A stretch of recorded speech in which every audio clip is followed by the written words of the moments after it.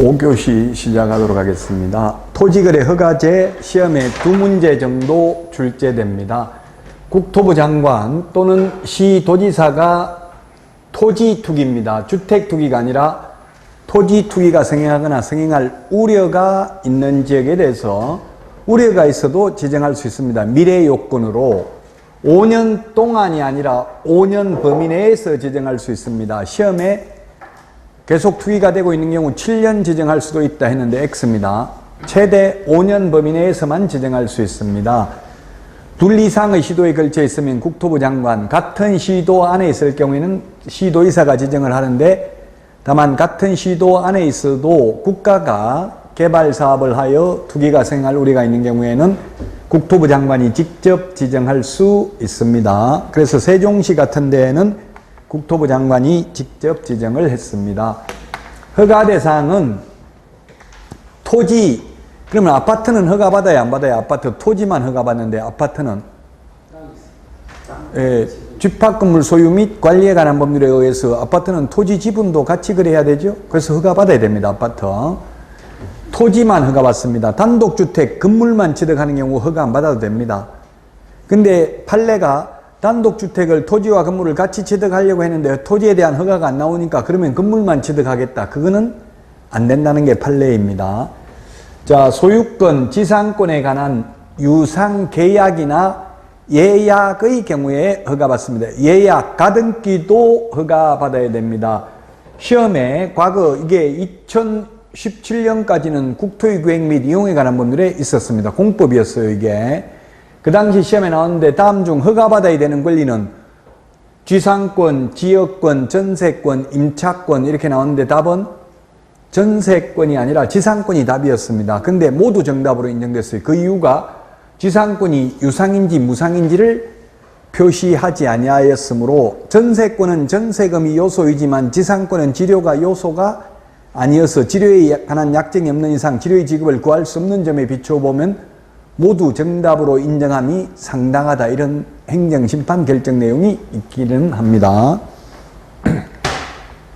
자, 허가 기준 면적 암기 프린트는 32번에 있습니다. 32번 암기 프린트 32번에 있습니다. 허가 기준 면적 주거 미지정 60제곱미터, 상업공업은 150, 녹지 200제곱미터 초과하는 경우 허가받습니다. 기타 250, 농지 500, 임야 1000제곱미터 초과하는 경우에만 허가받습니다. 다만 이 기준 면적의 10% 범위에서 30% 범위 내에서 따로 정해서 공고할 수도 있습니다. 따로 정했다면 그 따로 정한 기준 면적을 적용받습니다. 허가 신청은 거래 당사자 공동으로 신청을 하고요. 신청하면 15일 이내에, 그걸 다른 말로는 민원 처리에 관한 법률에 의한 처리기간 내에 허가 처분을 하거나 불허가 처분을 하거나 선매, 협의 사실 통지 셋 중에 하나의 조치는 해야 되고요. 아무런 조치를 안 하고 가만히 있으면 16일 되면 허가 받은 것으로 본다. 그래서 허가증을 내줘야 된다. 허가 또는 불허가 처분에 대해서 1개월 이내에 이의신청할 수 있고요. 다만 허가구역 지정 자체에 대한 이의신청은 안 됩니다. 왜 우리 동네만 허가구역으로 지정했냐? 안 됩니다. 허가받으면 농지 취득자의 증명 받은 것으로 보고 계약서 금인도 받은 것으로 봅니다. 불허가 처분을 받으면 1개월 이내에 시장군수구청장에게 공시지가를 기준으로 매수 청구할 수 있습니다. 공시지가 기준입니다. 선매 가격은 감정 가격이죠. 선매라는 것은 먼저 사는 것을 선매라고 합니다. 먼저 파는 게 아니고요. 즉 이 선매라는 것은 뭐냐면 개인들 간의 거래에 앞서서 국가, 공공기관, 공공단체가 우선 매수 협상권을 갖는다는 이야기입니다. 그래서 선매할 때 가격은 감정 가격입니다. 왜냐하면 다른 사람이 1억에 사겠다는데 공시지가로 7천만 원에 LH 내가 먼저 살게 하면 선매 협의가 불성립되겠죠. 그래서 선매 가격은 감정 가격이고 불허가 처분을 받아서 매수할 때 매수 가격은 공시지가 시험에 많이 나왔습니다. 허가 기준은 한마디로 말하면 실수요성이고 투기 목적이면 허가를 안 내줍니다. 허가 신청서에 매수인이나 매도인이 취득 목적을 투기 이렇게 적으면 허가 나겠어요? 안 나겠어요? 안 나겠죠. 그렇게 불허가 처분을 받는데 기책 사유가 있는 자도 불허가 처분의 효력을 주장할 수 있다. 허가 안 받으면 무효고요. 아까 외국인 특례에 의해서 군사기지 및 군사시설 보호구역 등에서 외국인이 허가 안 받으면 외국인 특례에 의해서 2년 이하의 징역이나 2천만 원 이하의 벌금인데 국토부 장관이나 시도의사가 지정한 허가구역에서는 2년 이하의 징역이나 100분의 30에 상당하는 금액 이하의 벌금에 처합니다. 암기 프린터 55번에 19번, 20번에 있습니다. 19번, 20번, 55번에 19번, 20번 두 개를 구분하셔야 되겠습니다. 자, 토지거래 허가받은 목적대로 사용해야 되는 의무기간이 농업, 임업, 축산업, 업, 대체토지 취득, 주택용지, 편익시설 2년이고요. 사업용이니까 사자가 들어가 있으니까 사업용은 4년입니다. 사업용 4년. 사자가 들어가 있으니까 사업용 4년이고요. 그 다음에 임대사업을 위해 건축물과 그에 딸린 토지를 취득하거나 현상보존, 기타는 5년입니다.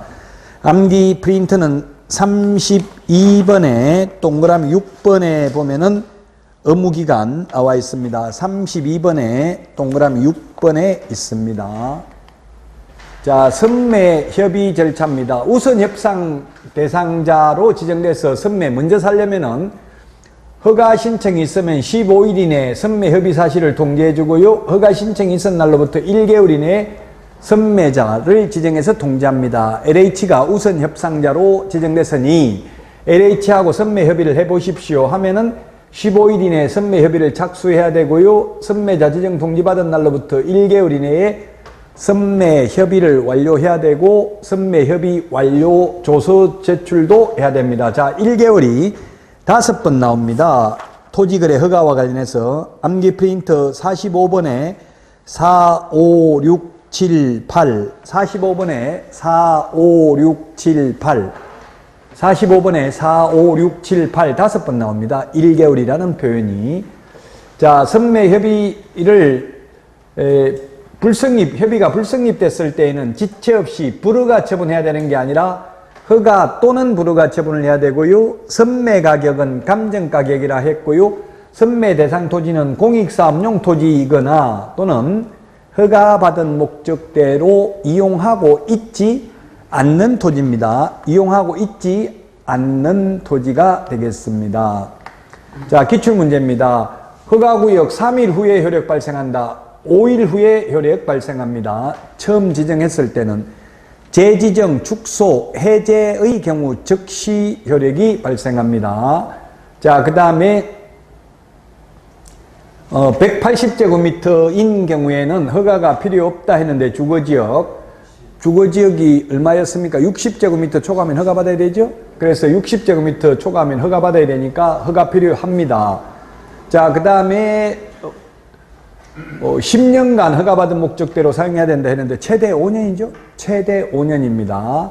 자, 그 다음에 4번 허가받은 목적대로 토지를 이용하지 아니하였음을 이유로 이행강제금 부과처분을 받은 자가 시장군수구청장에게 이의를 제기하려면 그 처분고지를 받은 날로부터 60일이 아니고 30일입니다. 암기 프린터 35번에 동그라미 8번에 있습니다. 35번에 동그라미 8번에 있습니다. 자, 그 다음에 불허가 처분을 받은 자는 1개월 이내에 매수 청구할 수 있습니다. 매수 가격은 공시지가라고 했습니다. 선매 가격은 공시지가를 기준으로 하는 게 아니라 감정 가격이 기준이고요. 낮은 가격이 있는 경우에는 낮은 가격입니다. 항상 국가 공공기관, 공공단체는 낮은 가격이 있으면 낮은 가격입니다. 7번 시장군수구청장은 이행명령을 받은 자가 그 명령을 이행하는 경우에는 새로운 이행강제금 부과를 즉시 중지하되 명령을 이행하기 전에 이미 부과된 이행강제금은 징수해야 된다. 이미 부과된 것도 징수하여서는 아니 된다. X로 출제됐습니다. 자, 공인중개사법상 포상금은 앞에서 했고요. 부동산 거래 신고 등에 관한 법률 암기 프린터는 28번에 있습니다. 거짓, 해임, 허가 6가지입니다. 거짓, 해임, 허가 거짓으로 신고한 경우, 요거 잘못됐네. 15%가 아니고, 거짓 신고한 경우 10% 이하가 되려죠? 그 교재에도 5%라고 돼 있어요? 10% 돼 있어요? 예, 10%로 고치십시오. 거짓 신고한 경우 10% 이하가 되려고요. 그 다음에, 짓이 뭐냐면 거짓, 해임. 예, 거래하지도 않았는데 거짓으로 부동산 거래 신고한 경우, 해제되지도 않았는데 거짓으로 해제 신고한 경우, 주택임대차 신고 거짓으로 하는 경우, 허가받지 않거나 또는 거짓 부정한 방법으로 허가받은 경우, 허가받은 목적으로 사용하지 않는 경우 포상금 지급 대상입니다. 암기 프린트는 28번에 있습니다. 거짓, 해임, 허가 6가지가 되겠습니다. 거짓 신고한 경우 10% 이하 과태료입니다. 거짓으로 신고한 경우 10% 이하 과태료이다.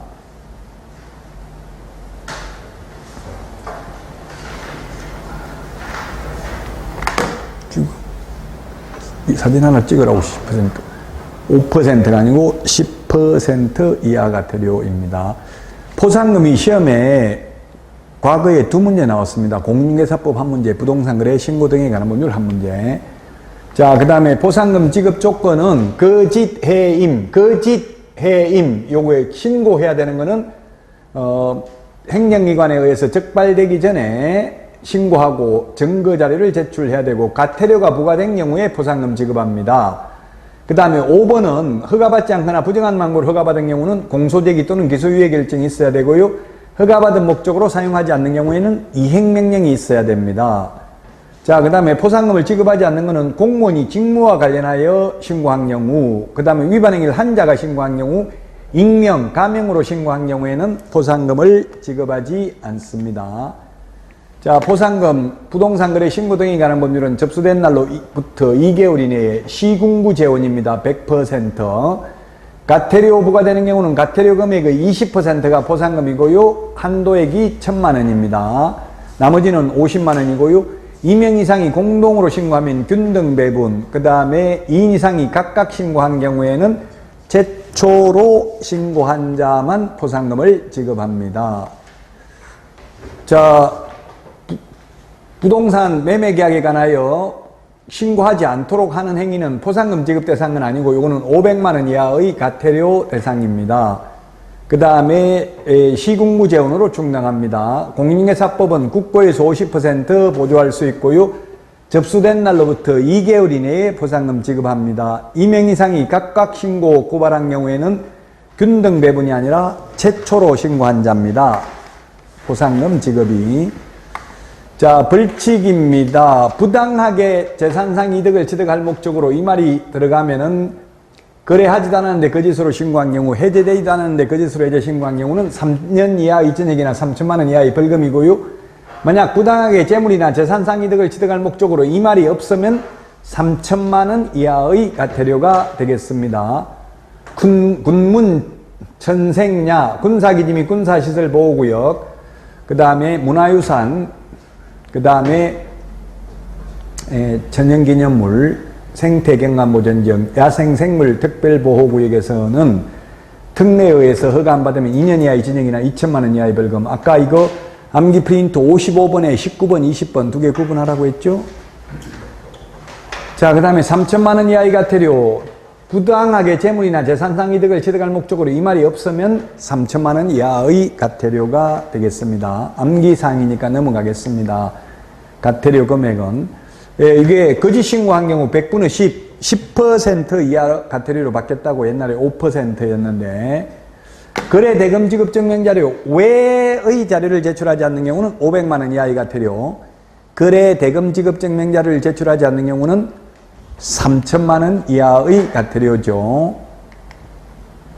자, 300만 원 이하의 과태료. 외국인의 경우 매매는 제외한다 이 말인데, 매매는 500만 원 이하의 과태료죠. 30일 이내 안 하면. 교환계약이나 증여계약 60일 이내 안 하면 300만 원 이하의 과태료고요. 계약 이외의 원인, 계속보유신고, 주택임대차 신고 안 하면 100만 원 이하의 과태료. 신고관청이 과태료를 부과한 때에는 등록관청에 통보하여야 합니다. 자, 허가받은 목적대로 이용하지 않는 경우에는 과태료 부과하는 게 아니라 이행강제금 부과합니다. 이행강제금. 그래서 틀렸고 2번 외국인 특례에 따른 허가를 받지 않고 계약을 체결한 경우에는 2년 이하의 전역이나 개별 공시지가 100분의 30에 상당하는 금액 이하의 벌금에 처한다. 외국인 특례. 외국인 특례는 2년에 2천만 원이라고 했죠? 외국인 특례는. 자, 그 다음에 취득가격 100분의 10 거짓 신고한 경우 5%에서 받겠다. 그 다음에 신고관청이 과태료를 부과한 경우 10일 이내 등록관청에 통보하여야 합니다. 동그라미 4번. 자, 그 다음에 암기 프린터 47번에 있고 요약집은 147페이지. 자진신고에도 면제 감경 대상이 아닌 게 암기 프린터 47번에 보면 6가지가 있습니다. 거래하지도 않았는데 거짓으로 부동산 거래 신고한 경우, 해제되지도 않았는데 거짓으로 해제 신고한 경우, 거래 대금 지급 증명 자료 제출하지 않는 경우, 그 외의 자료를 제출하지 않는 경우, 30일 이내 부동산 거래 신고하지 않는 경우, 30일 이내 해제 신고하지 않는 경우는 자진 신고에도 면제 감경해주지 않습니다. 조사 시작되기 전에 자진 신고를 해야 면제해주고요. 조사 시작된 후에 자진 신고하면 50% 깎아줍니다. 조사 시작된 후에는 50% 깎아줍니다.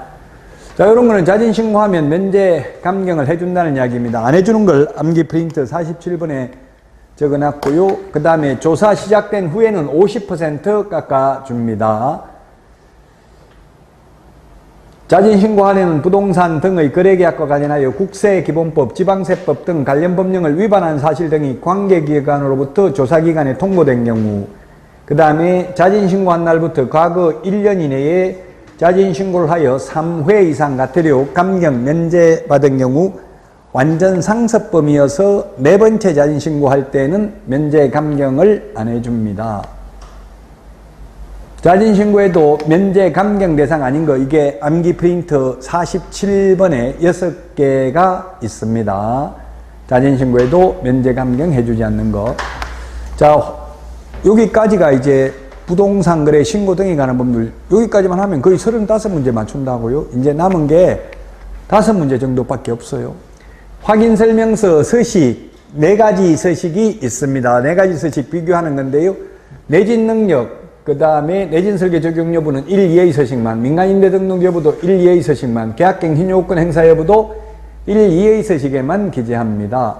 요게 받겠습니다. 4번. 입지 조건이 도대주, 교판, 판매 및 의료시설이 삭제됐습니다. 옛날에 1의 서식에 있었는데, 과거에 기출문제 나왔습니다. 확인설명서 1의 서식에 기재하는 입지 조건이 아닌 것 해가지고 공원이 나왔습니다. 공원이 답이었어요. 공원도 입지 조건이죠. 그렇지만 확인설명서 서식에 기재하는 입지 조건은 아니라고요.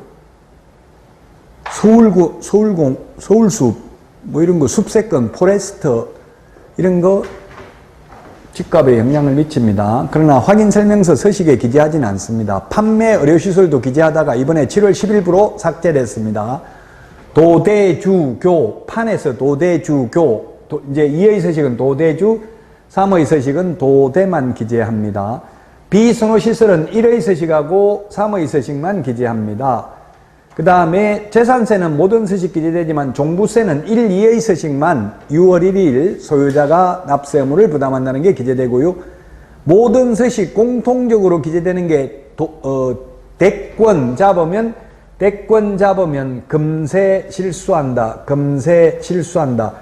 대권, 금세, 실수. 여기에 4개가 있죠. 대권, 금세, 실수. 실수가 뭐예요? 실제 권리관계, 중개보수. 이렇게 6개는 모든 서식 공통적으로 기재사항입니다. 대상 물건의 표시, 권리관계, 거래 예정금액, 취득 관련 조세, 실제 권리관계. 여기 있네요. 실제 권리관계. 그 다음에 중개보수 산출 내역. 요건 모든 서식 공통적 기재사항이고요. 그 다음에 내외부 시설물의 상태에서 1의 서식에는 단독 경보형 감지기를, 2의 서식에는 소화전 비상벨을 기재합니다.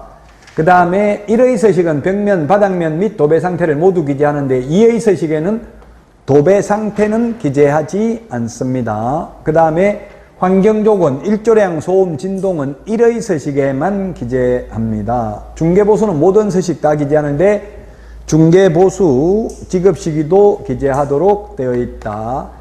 자, 그 다음에 이번에 개정된 서식입니다. 개정된 서식인데 개정된 서식에 보면 등기부 기재사항이 있고 등기부 기재사항에 소유권에 관한 사항, 소유권 외의 권리관계가 있고요. 그 다음에 민간임대 등록 여부, 그 다음에 계약갱신요구권 행사 여부, 다가구주택 확인서류 제출 여부 이렇게 기재하는 난이 있고요. 자, 그 다음에 취득시 부담할 조세의 종류 및 세율은 모든 서식 공통적으로 기재되는데 종합부동산세는 6월 1일 소유자가 납세물을 부담한다는 게 1, 2의 서식에만 기재되어 있습니다. 자, 그 다음에 내외부 시설물의 상태인데 아까 단독경보형 감지기는 1의 서식, 2의 서식에는 소화전 비상배를 기재한다라고 했습니다.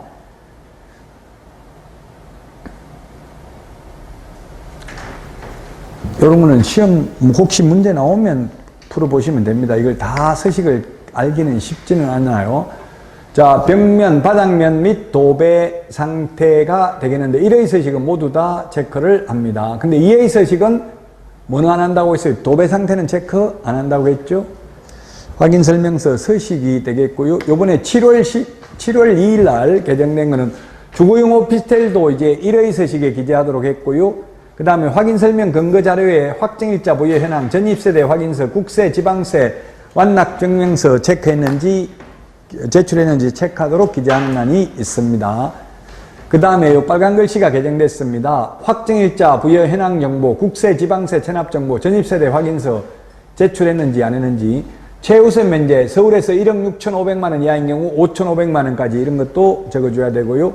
개업공개사가 임대차 확인 사항을 임대인, 임차인에게 설명하였음을 확인한다.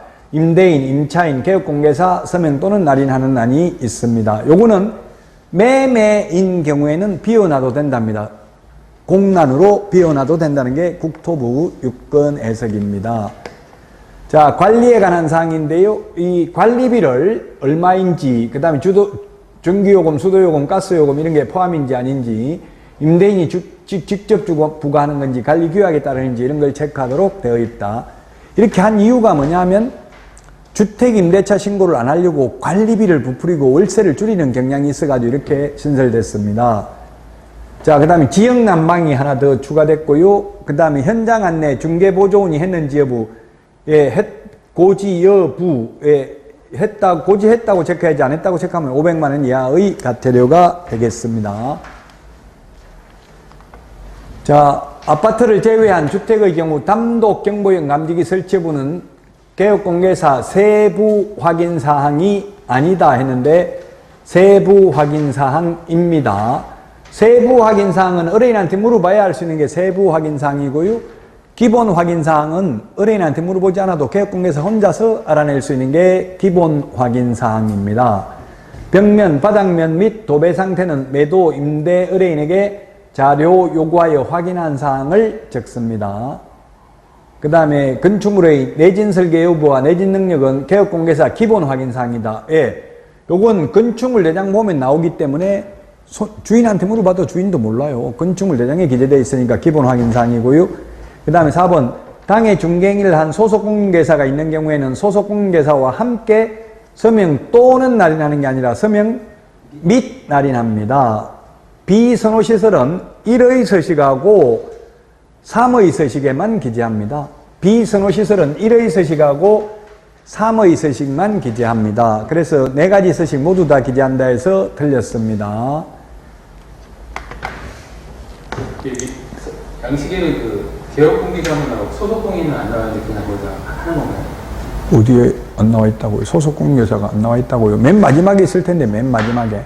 맨 마지막에 그 매도인, 임대인 그 밑에 개업공개사, 소속공인계사 없어요. 그 밑에. 그 옆에 개업 옆에 소속공인계사 있을 텐데 그 약간 옆에 칸에 없어요? 소속공인계사라고. 다 개업으로 돼 있어가지고. 주발 옆에 있을 텐데. 아. 있죠. 예. 자, 전자계약서입니다. 이제 이 전자계약서 이거는 뭐 그냥 한마디로 말하면 편리하고 경제적이고 안전하다. 경제성이고 편리성, 안전성이 있다. 경제성은 대출금리를 할인해 주니까 경제적이고요. 편리한 거는 도장 없이도 계약 가능하고 종이계약서 따로 보관 안 해도 되고 주택임대차 신고, 확정일자 무료 자동으로 부여되고요. 실거래가액 신고, 해제 신고 자동으로 연계되어 있으니까 편리하고 안전한 거는 계약서 위변조 방지할 수 있고 무등록 불법 중개행위를 차단할 수 있습니다. 그 다음에 신분 확인 철저합니다. 공동인증서를 통해서 개업공개서만 작성할 수 있기 때문에 개인정보 암호화로 안심거래를 지원하니까 안전합니다. 안전하고 편리하고 경제적이다. 좋다는 이야기예요. 전자계약서는. 전자계약서 확정일자 받아야 된다. 안 받아도 됩니다. 그 다음에 주택임대차 신고, 부동산거래 신고 제출한 것으로 봅니다. 해제 신고서도 제출한 것으로 봅니다. 임대차 신고도 제출한 것으로 봅니다. 자, 그 다음에 종이계약서. 개업공개사는 중개가 완성되어 계약서를 작성할 때는 확인 설명사항을 서면으로 작성하여 거래 당사자에게 교부하고 3년 동안 보존해야 된다. 다만 전자계약서를 작성해서 공인전자문서센터에 보관된 경우 따로 종이계약서, 종이확인설명서 출력해서 보존할 필요 없습니다. 그 다음에 6번 개업공개사는 중개사물에 관하여 중개가 완성된 때에는 거래계약서를 작성하여 거래 당사자에게 교부하고 5년 동안 보존해야 된다. 다만 전자계약서를 작성했다면 따로 종이계약서 출력해서 보존할 필요는 없다. 자, 다음은 명의신탁입니다. 명의신탁. 명의를 남의 이름으로 맡기는 게 명의신탁이죠. 2자간 명의신탁, 3자간 명의신탁, 계약 명의신탁 세 가지가 있는데 2자간 명의신탁 또는 양자간 명의신탁 또는 이전형 명의신탁이라고도 합니다. 양자간 명의신탁이라고도 하죠. 그러면 신탁자가 있고 수탁자가 있으면 등기는 수탁자 앞으로 돼 있지만 그 명의신탁 약정이 무효이고 등기는 무효이기 때문에 갑이 소유자입니다. 등기는 을 앞으로 돼 있어도. 그러면 을로부터 취득하게 된 정 제3자는 선악을 불문하고 유효하게 소유권을 취득합니다. 이 수탁자가 수탁부동산을 임의로 처분하더라도 모든 명의신탁에서 횡령죄가 성립하지 않습니다. 횡령죄는 타인의 재산을 보관한 자가 타인 재산을 임의로 처분하면 횡령죄인데 판례가 종전에는 이게 횡령죄에 해당된다 했는데 해당하지 않는다라고 변경됐습니다. 판례가. 등기 명의신탁, 중간 생략형 명의신탁 또는 3자간 명의신탁이라고도 합니다.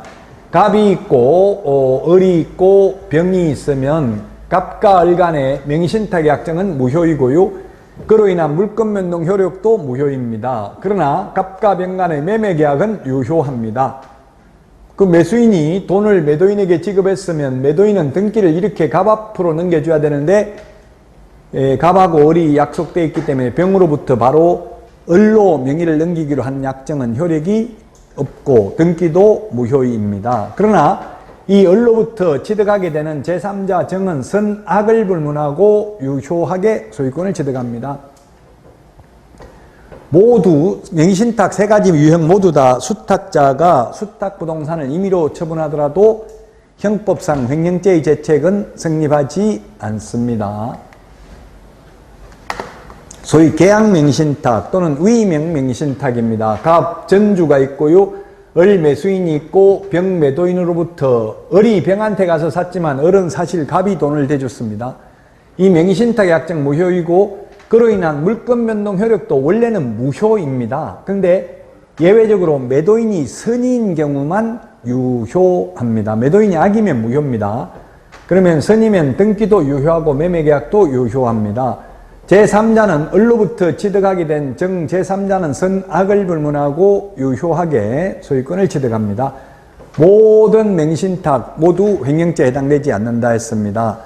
신탁자는 5년 이하의 징역이나 2억 원 이하의 벌금이고 수탁자는 3년 이하의 징역이나 1억 원 이하의 벌금에 해당됩니다. 자, 제3자는 선이든 악이든 제3자는 유효하게 소유권 취득한다고 했죠. 다만 제3자가 수탁자의 배임행위에 적극 가담하면 무효가 되겠습니다. 자, 그 다음에 모든 명의신탁 전부 다 횡령죄 성립하지 않는다. 임의로 처분하더라도. 그 다음에 명의신탁의 약정에서 수탁자 명의로 등기하였다는 이유만으로 그것이 당연히 불법 원인급여에 해당된다고 단정할 수는 없다. 예, 불법 원인급여 103조 위반은 아니라는 이야기에 갑과의 명의신탁을 했다면 그 명의신탁의 약정 무효고 그로 인한 물권 변동 효력도 무효이지만 불법 원인급여는 아니다. 만약 불법 원인급여라면은 이미 을 앞으로 명의를 넘겨받았으면 을은 갑한테 명의 돌려줄 필요 없겠죠? 근데 불법 원인급여가 아니기 때문에 명의를 돌려줘야 한다는 이야기입니다. 자, 그 다음에 명의신탁 약정에 따른 물권 변동 효력은 무효이다. 다만 물권을 취득하기 위한 계약에서 수탁자가 계약 일방 당사자가 되고 그 타방 당사자가 명의신탁 약정을 있다는 사실을 상대방 당사자가 명의신탁 약정이 있다는 사실을 알지 못하는 경우에는 그러하지 아니하다. 유효하다는 이야기입니다. 선의인 경우에는. 자, 그 다음에 과징금 부과일로부터 1년이 지난 때에는 부동산 평가액의 10%, 다시 1년이 지나면 20% 이행강제금을 부과합니다. 과징금은 100분의 30 범위 내에서 부과하죠. 명의신탁자는 5년 이하의 징역이나 2억 원 이하의 벌금, 수탁자는 3년 이하의 징역이나 1억 원 이하의 벌금. 이 5년 이하의 징역이나 2억 원 이하의 벌금에 해당되면 100분의 30 범위 내에서 과징금을 부과하고 과징금 부과일로부터 1년 안에 실명등기 안 하면 10%, 또 1년 지나면 20% 이행강제금을 부과하고 끝입니다.